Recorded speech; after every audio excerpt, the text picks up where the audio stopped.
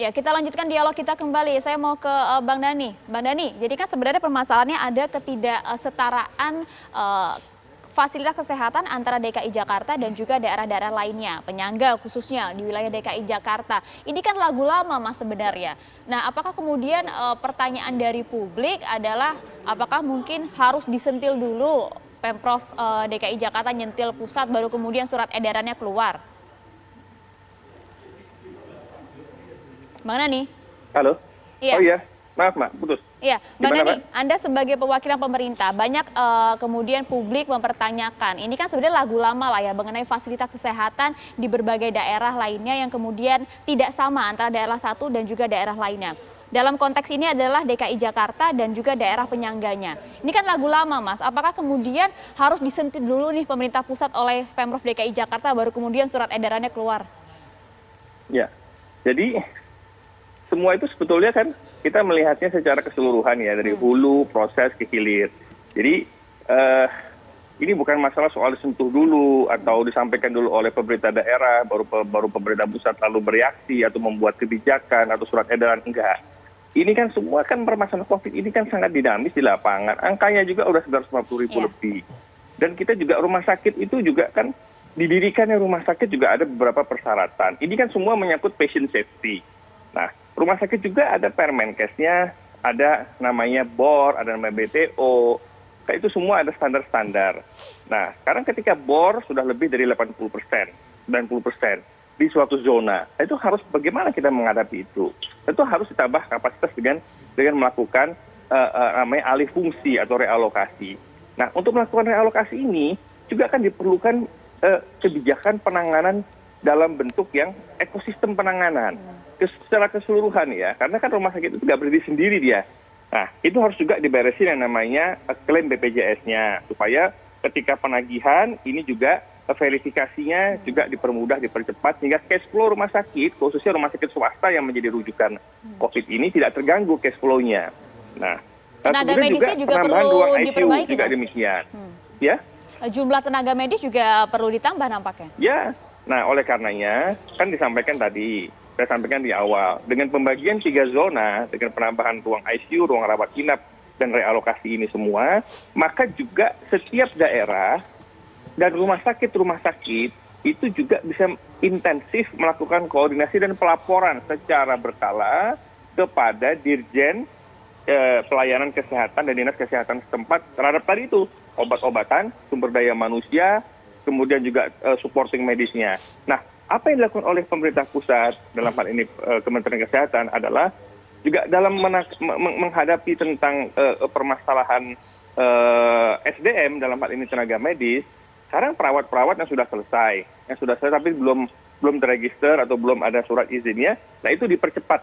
Ada namanya surat izin sementara. Dokter-dokter, residen-residen, ya residen ini yang sudah mau selesai juga, tapi belum ada STR-nya. Ya, itu diberikan kemudahan oleh dari Kementerian Kesehatan untuk diberikan surat praktek sementara. Nah, sehingga mereka bisa melakukan praktek di beberapa rumah sakit yang memerlukan. Nah, kebijakan itu kan juga dilakukan juga secara simultan bersama-sama sekali. Karena kalau fasilitas ditambah, kalau SDM-nya nggak ditambah, ya juga susah. Kan untuk juga rumah sakit juga ada kelas-kelasnya. Ada rumah sakit yang agreditasinya paripurna, agreditasi madya, dan ada rumah sakit yang belum teragreditasi. Nah, ada Persi, Arsi, Asosiasi Rumah Sakit Swasta juga mengusulkan kepada Kemenkes beberapa waktu yang lalu agar rumah sakit yang belum teragreditasi ini juga dipercepat dan juga bisa melayani pasien COVID dengan mempertimbangkan eskalasi. Nah, ini kan kemudahan-kemudahan ini kita harus sesuaikan di lapangan supaya permasalahan di lapangan bisa segera teratasi. Baik, saya mau ke Pak Wagub. Pak Wagub, kalau saya menangkap apa penjelasan Pak Wagub dan diskusi kita pagi ini kan ada kekhawatiran DKI Jakarta ini di tengah kasus yang meningkat 24-30% justru diisi oleh mereka yang berada di wilayah pinggir DKI Jakarta. Kekhawatirannya kan ketika ada warga DKI Jakarta yang membutuhkan justru tidak ada tempat. Nah, tadi sudah dijelaskan soal timeline kebijakan sama pusat juga akhirnya sudah mengeluarkan surat edaran. Nah, tapi komunikasi, koordinasi dengan katakanlah dengan Gubernur Jawa Barat dan Gubernur Banten nih. Untuk konteks ini gimana Pak Wagub?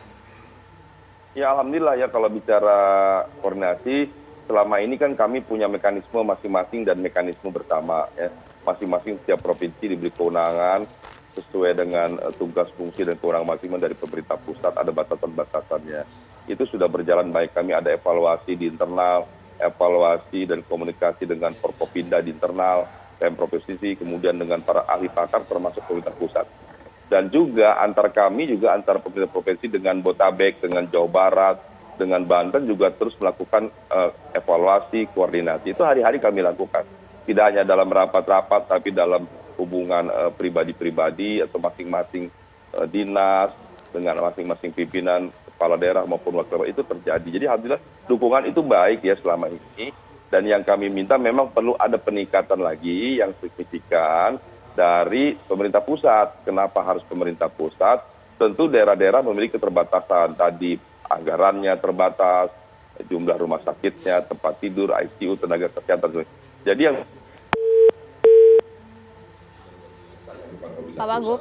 Memang hal itu yang kita harapkan ya terus ditingkatkan. Jadi bukan selama ini tidak ada, sudah ada. Yang kami minta memang perlu ada peningkatan. Kenapa perlu ada peningkatan? Karena kecepatan penyebaran COVID ini melebihi daripada kecepatan kita semua di seluruh provinsi, bahkan di seluruh dunia dalam rangka menyiapkan berbagai dukungan fasilitas sarana prasarana termasuk SDM.